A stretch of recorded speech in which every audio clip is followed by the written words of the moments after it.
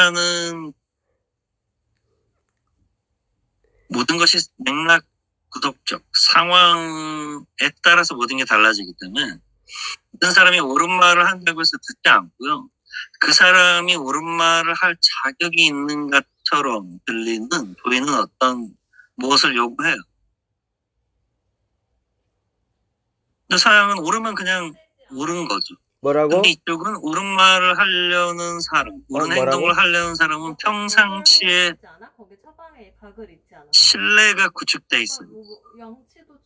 예. 그렇지 않으면 그 사람 얘기가 말만으로 들리게 되죠. 서양은 그런 게 없다고 하긴 뭐하겠지만 훨씬 덜한 것 같아요. 거기는 맞으면 그냥 맞는 거죠. 이쪽은 맞는 말도 누가 하냐에 따라서를 더 보죠. 그래서 이게 족쇄로 작용하는 경우도 있고 되게 복잡한데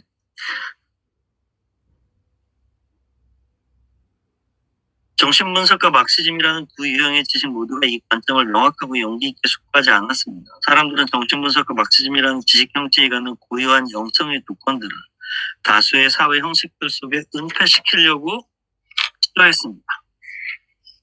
이게 또의 해석이죠.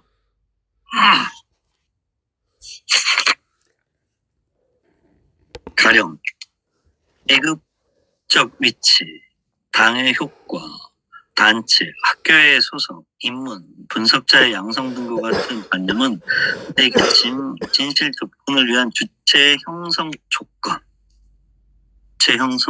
진실 접근. 탐욕게 하지만 우리는 이것들을 사회적인 용어와 조직의 용어로 사유합니다. 우리는 실존과 영성 그리고 그 요구 사항의 역사적 측면에서 이 관념들을 사유하지 않습니다. 게다가 이와 동시에 주체와 진실의 문제를 단체, 학교, 당, 계급 등과 같은 것의 소속 문제로 몰아가기 때문에 결국 주체와 진실 간의 관계의 망각을 당연히 대가로 치르게 됩니다. 예를 보면 주체 진실 관계에 관련해 수고의 원래 수고에는 결국 이 문제가 역사적으로 사유되지 않았다는 사실이 정신분석에서 실증주의와 심리중심주의를 야기시켰다고 명시합니다. 또는 관격사도 썼고 임상학의 탄생도 썼고 감시와 처벌도 썼는데 그거는 철학자가 심리를 다룬 외도를 한 게 아니고 푸코는 심리학 자격증이 엄청 많이 있고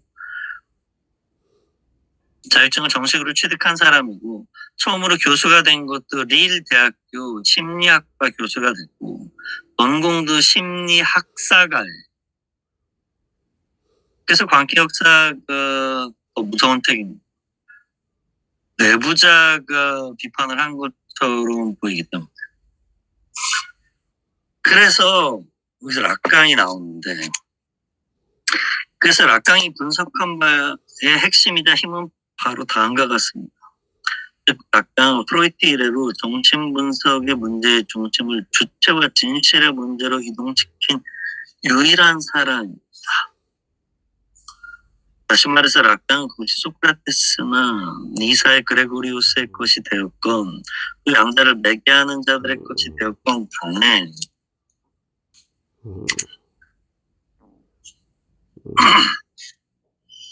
이들의 역사적 영성의 전통과는 완전히 다른 용어, 즉 분석적 지식의 용어로 영성의 문제를 역사적으로 제기하려고 시도했습니다. 즉 주체가 진실을 말하기 위해 치러야 할 대가의 문제와 주체가 자신에 대한 진실을 말할 수 있기 때문에 그가 받는 영향의 문제가 그것입니다. 이 대가와 영향의 공통분모는 효과예요. 진실 효과.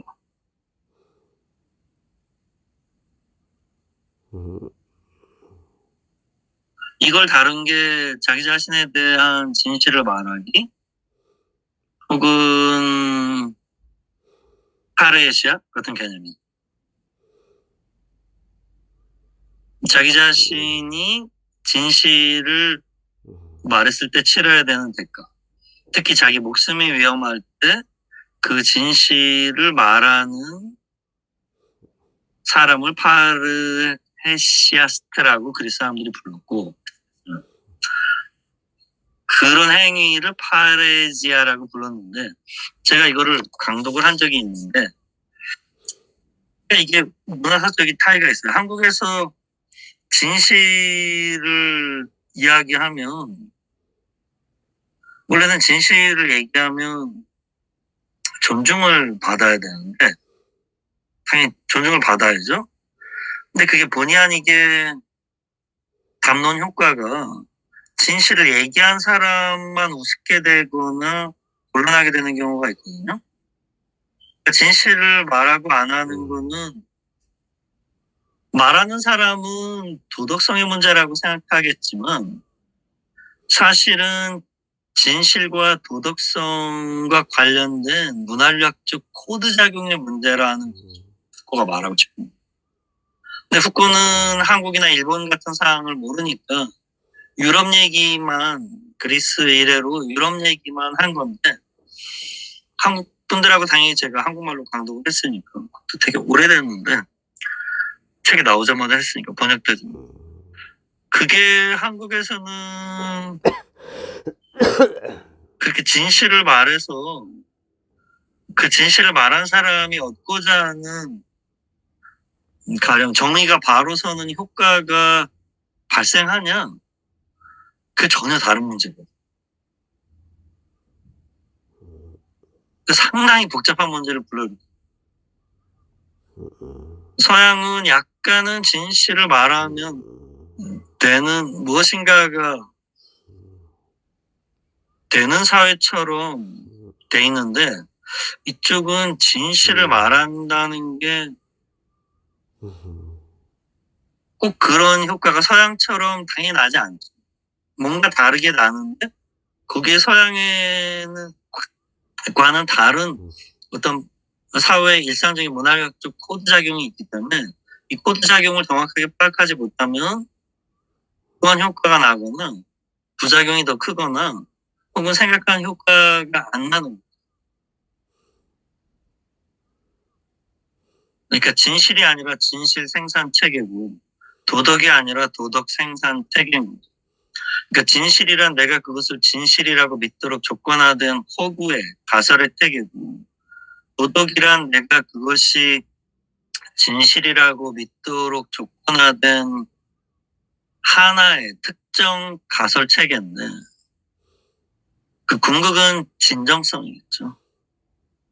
한국 사람은 오그라 기조 교수가 한국은 하나의 철학이다라는 진짜 탁월한 책에서 그 책에 대한 제가 좀 비판적인 서평을 쓰기도 했지만 그 한국은 하나의 철학이다라는 책은 그분이 서울대학교에서 퇴계 철학으로 박사학위를 받은 일본인이기 때문에 한국 사람은 절대 보지 못하는 코드 작용을 타자로서 냉철하게 분석한 탁월한 책이거든요. 제가 볼 때. 근데 한국 사람은 원래 인간이 진실의 노예지만 한국 사람은 진정성의 노예가 아닌가 그런 생각이 들어요. 그래서 제가 얼마 전에 강독을 했는데 진정성이라는 거짓말이라는 책이 있잖아요. 뭐 철학자가 쓰긴 해도 좀 가벼운 책인데 진정성의 정확한 실태는 모르지만 진정성 없는 것이 무엇인지는 직관적으로 알고 있고 진정성이 뭐든 간에 사람들은 그것을 원한다.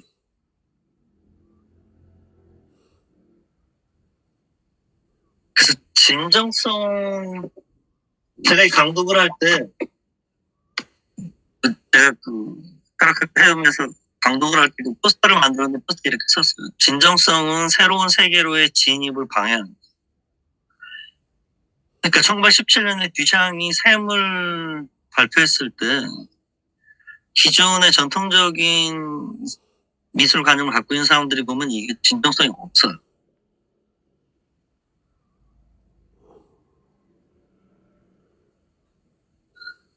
그러니까 작품은 원본 직접 만들어야 되는데 사왔고 상품이고 상품은 작품이 아닌데 상품이라고 레디메이드라고 우긴다? 처럼 보이는 거고 그 원본이 한 개를 해야 되는데 수백 개든 수천 개든 하여튼 몰라. 그러니까 예술가가 작품이라고 선언하면 수행성처럼 보이는 거죠. 선언하면 작품이 된다는 거잖아요. 미술이라는 게임을 인상주의까지는 그런 일이 없었는데 듀샹 혼자 했다는 건 아니지만 그 맥락 속에서 제가 지금 1900년 이후에 미술사도 강독하고 있는데 26년까지인가 읽었는데 1년? 2년 동안 했는데 26년까지 읽었는데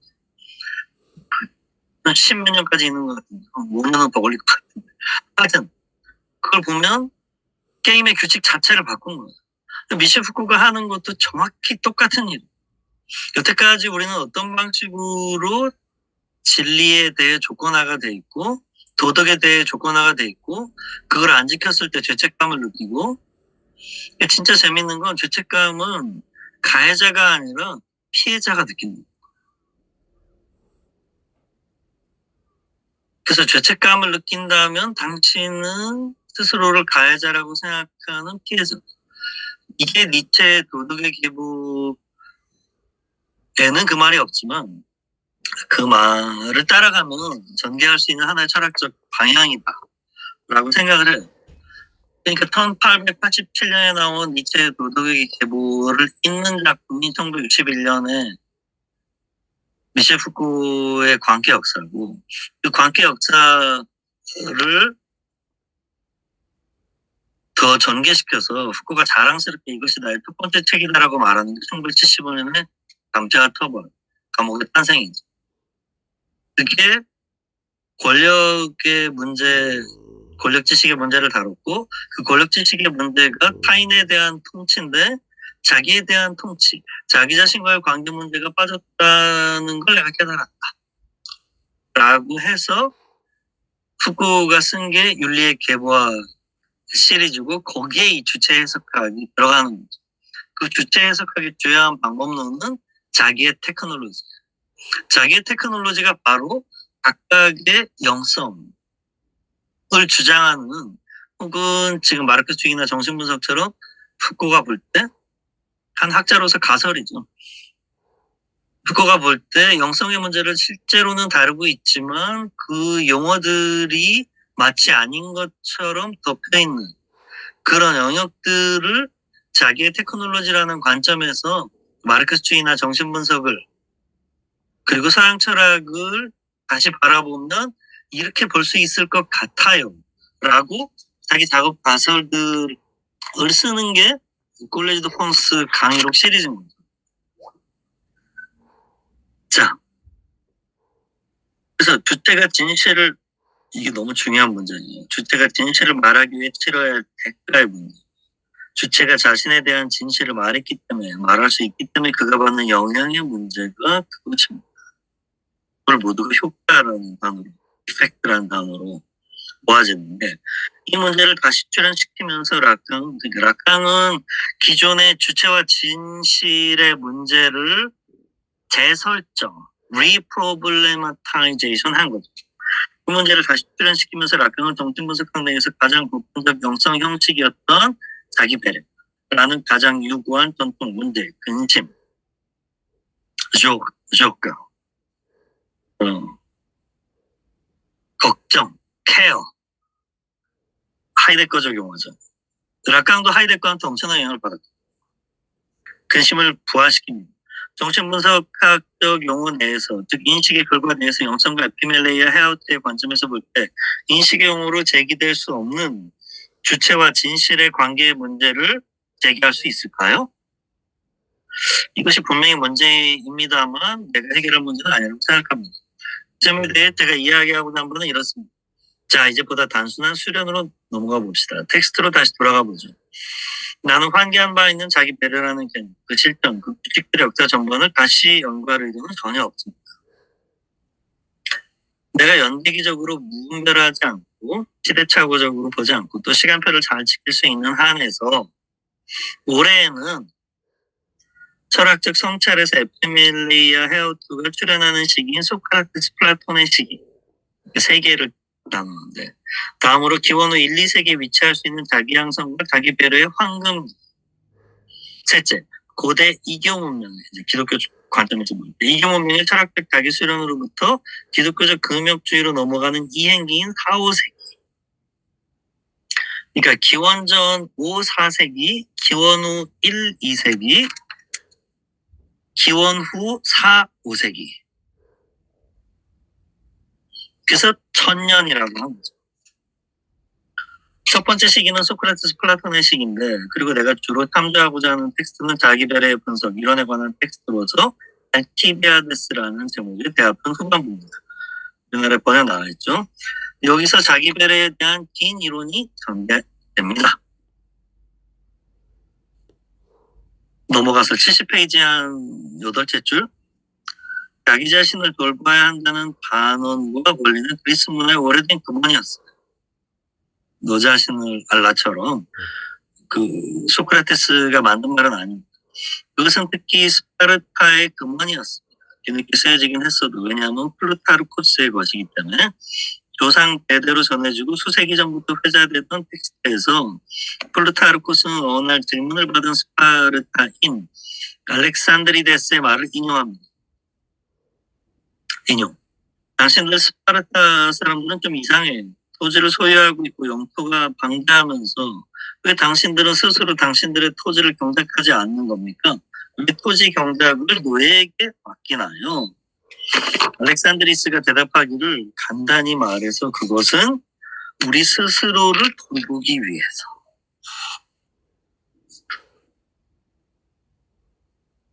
현대 AI나 로봇도 이렇게 해석하는 사람들이 많이 있죠.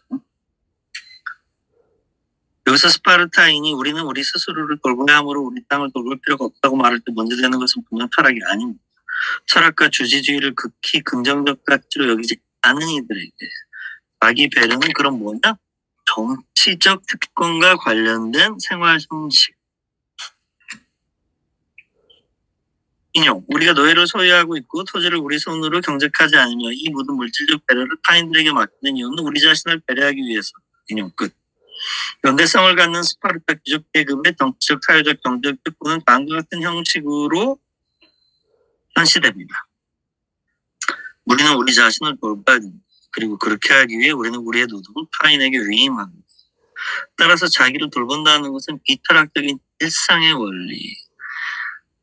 원리였지만 특히 여기서는 정치적, 사회적, 경제적 특권과 관련된 원리였다. 선남 선녀들이 지키는 게 아니라 제왕학이었다고.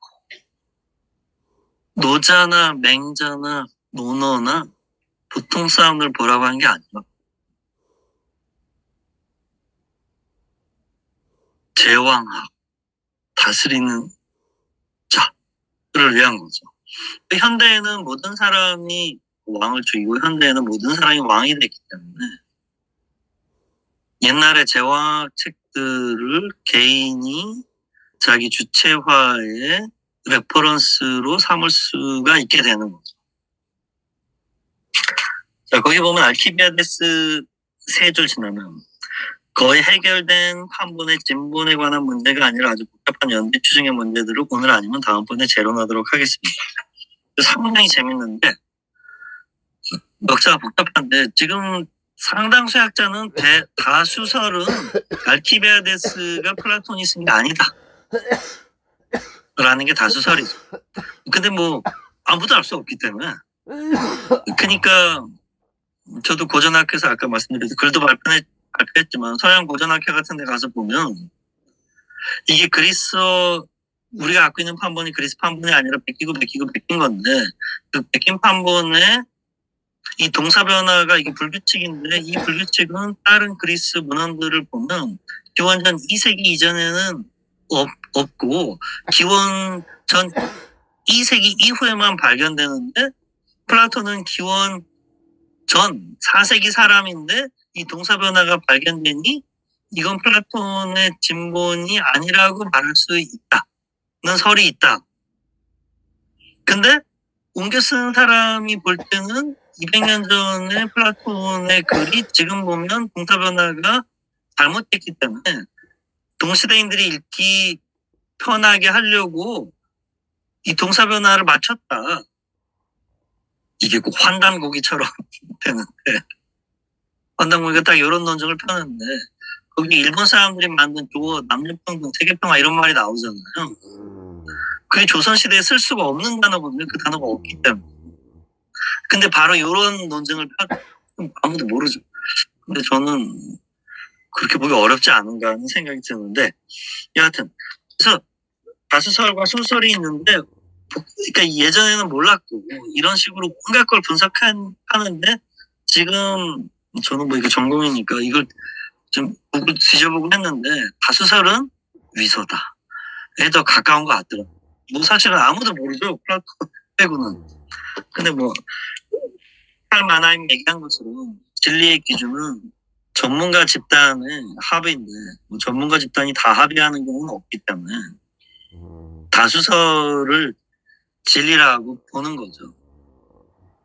그래서 화랑세기 같은 것도 진본이라고 보는 분들도 있지만, 다수설은 압도적으로 그 위서다 이렇게 지금 돼 있는데, 사실 아무도 모르죠. 그 예를 들어서 그 바위에 새겨진 화랑 이름 중에 한 개라도 화랑세기에 나왔으면 이거 진본일 확률이 높다고 얘기할 수 있는데, 한 개도 안 나오고 있잖아요. 그렇죠. 조심스럽지만 아니다라고 보는 거예요. 알키비아드스가 딱 그런 거예요.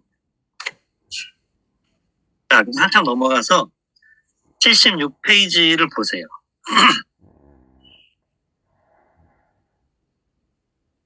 76페이지 둘째 줄. 소크라테스는 알키비아데스에게 아테네를 잘 통치한다는 것은 무엇을 의미하는가? 무엇을 통해 그것을 확인할 수 있는가?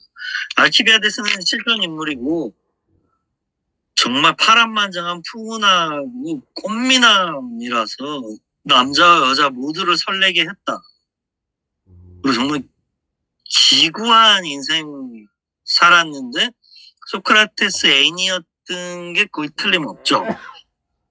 그래서 이렇게 알키비아데스라고 플라톤이 썼다고 지금 제시되어 있는데, 야심이 커서 그래서 막 아테네를 배신하고 막 아테네 장군으로 나섰다가 쫓겨나서 다른 나라에 가서 아테네를 막 공격하고 희한하게 또 그랬다가 다시 아테네에 다시 돌아와서, 하여튼 되게 특이한 사람이에요.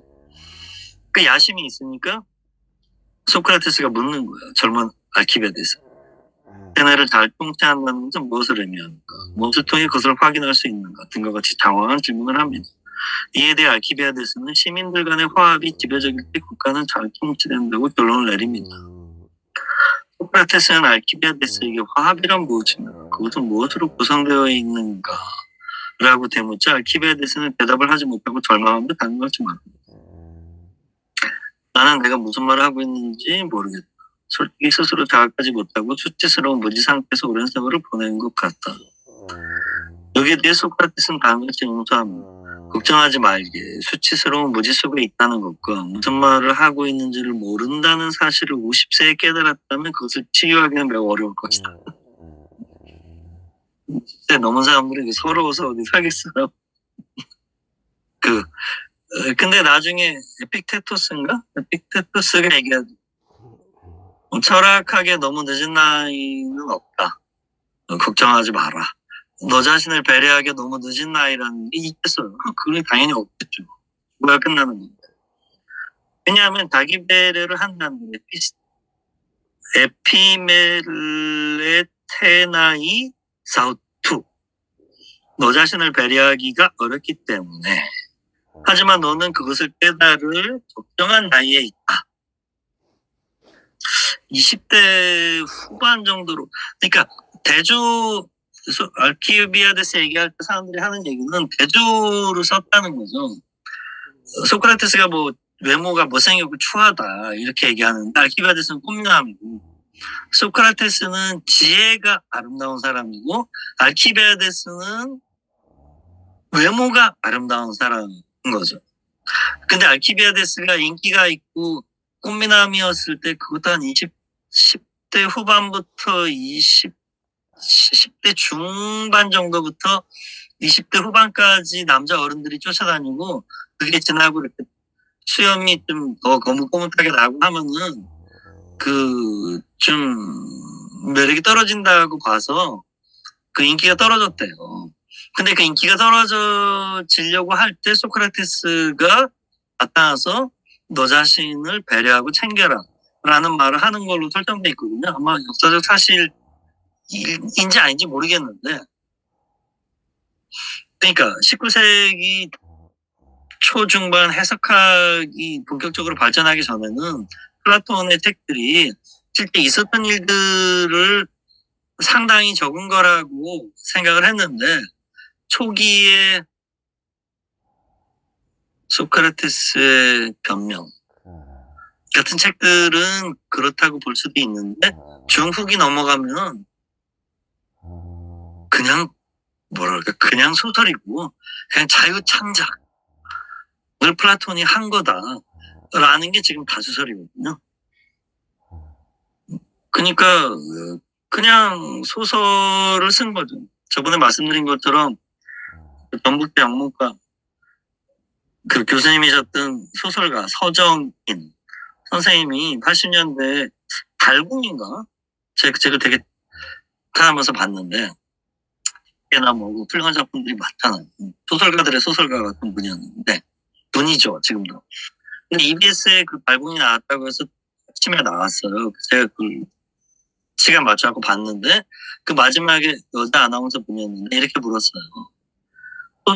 젊은 소설가 친구들한테 해주시고 싶은 말씀이나, 이런 책 보면 소설 쓰는데 도움이 된다 하는 그런 책이 있으신가요? 그랬더니 이 서정인 작가가 이렇게 얘기했어요. 다른 책 보지 말고 플라톤의 대화편들을, 내가 볼 때 플라톤의 대화편들처럼 훌륭한 소설 작품, 문학 작품이라는 내가 본 적이 위대한 작품이다. 이렇게 말을 했거든요. 그래서 그 관점으로 읽으면 향연도 그렇고, 그 중간에 뭐 얘기하다가 대체가 나왔고 순서가 바뀌고 뭐 밖에서 서 있고 막 이런 어떤 그 장치들이 있잖아요. 그것도 거의 그냥 창작 소설이라고 봐야 되는 거죠. 거기 저 유명한 그 아리스토파네스의 그 몸이 갈라지는 얘기도 거기 나오잖아요. 그 아마 아리스토파네스가 그건 했을 수도 있는데 모르죠. 철학적 담론에서 최초로 출연한, 즉 알키비아데스의 연대 추정은 좀 유보하고, 왜냐면 이게 위서의 문제가 결부되어 있기 때문에. 최초로 출연한 이 자기 자신을 배려하기, 자신을 배려의 대상으로 취하기에 잠시 주목해보자. 첫째, 자기 배려의 필요성은 권력 행사와 연관되어 있습니다. 세 줄 지나면 자기 자신을 돌보기는 권력의 신분적 환경의 결과입니다. 밑에서 둘째 줄, 자기 자신을 돌보기는 타인들에게 정치 권력을 행사하려는 개인의 의지에 내포되어 있고 또 거기로부터 연역됩니다. 자기 자신을 배려하지 않으면 타인들을 다 지배할 수 없고, 자신의 특권들을 타인들에게 가하는 정치 행위로 변환시킬 수 없으며 합리적 행위로 변환시킬 수도 없습니다. 따라서 자기 배려의 출현 지점은 특권과 정치적 행위 사이에 놓이게 됩니다. 이게 기원이라는 거죠. 적어도 알키비아데스에 나타난. 그래서 이게 통치성 개념은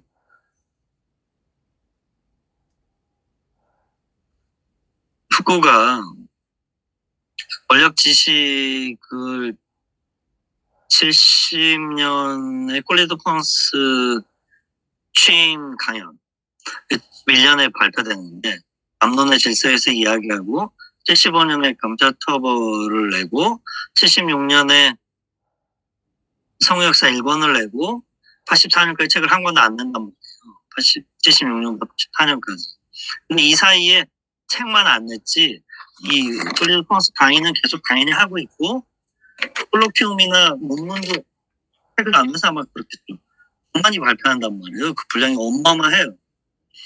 근데 그 글들을 읽어보고 인터뷰나 뭐 이런 것들을 보면 후쿠가 이 시기에 관심을 가졌던 그 기본적인 인식의 틀이 권력 지시, 그러니까 권력의 계보학에서 윤리의 계보학으로 넘어간다고 쉽게 말을 하는데 그 사이에 몇 가지가 더 있다고 학자들이 분석을 해요.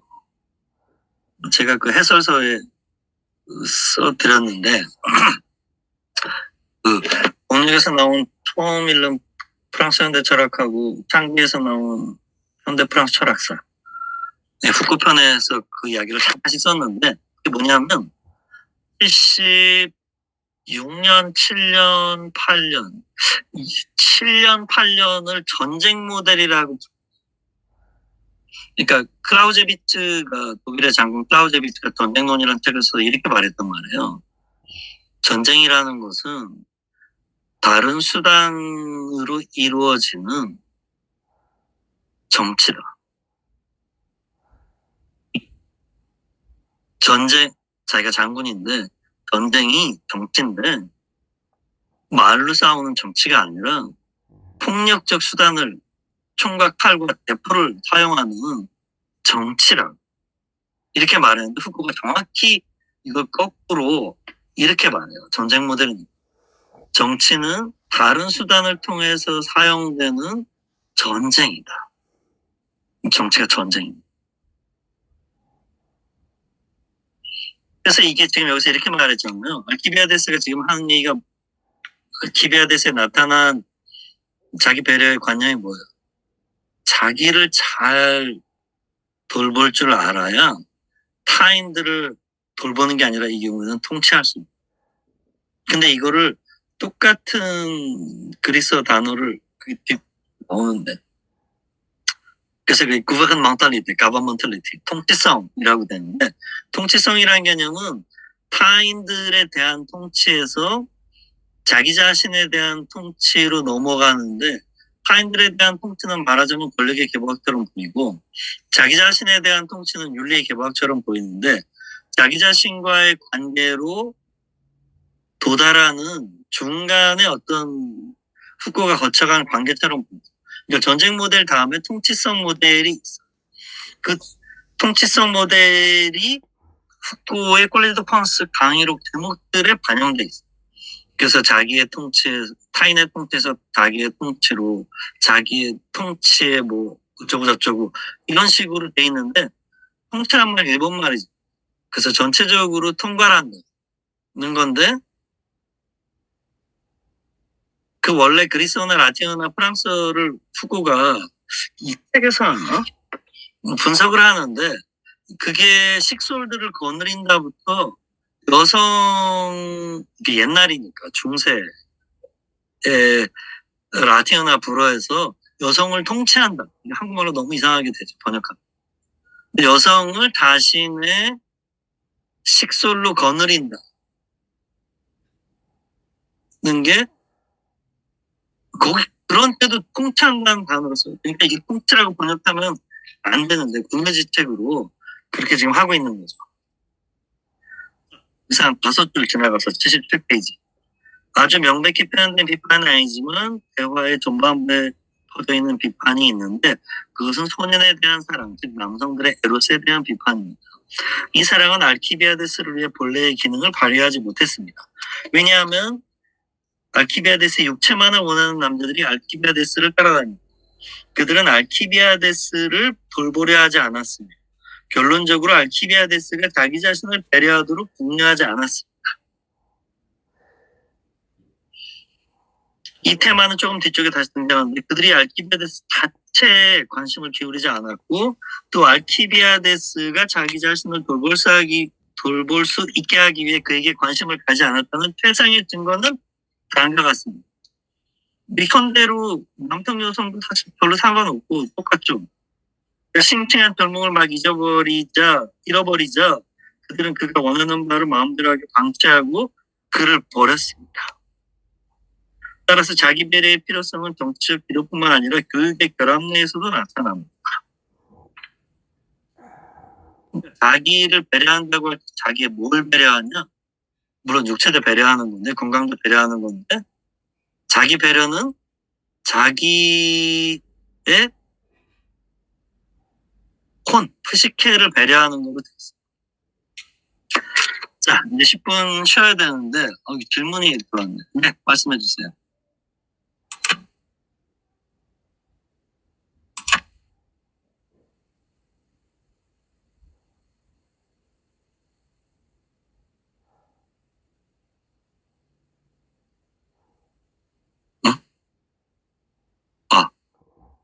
잘못 누르신 건가? 자, 여하튼 10분 쉬었다가 중간에 적어주시면 더 좋고요. 10분 쉬었다가 계속 하도록 하죠. 이 전반부를 다 끝내고 하려고 그랬는데 한 페이지 남았네요. 네, 그럼 10분 마시고 17분이니까 12시 10분에 하죠.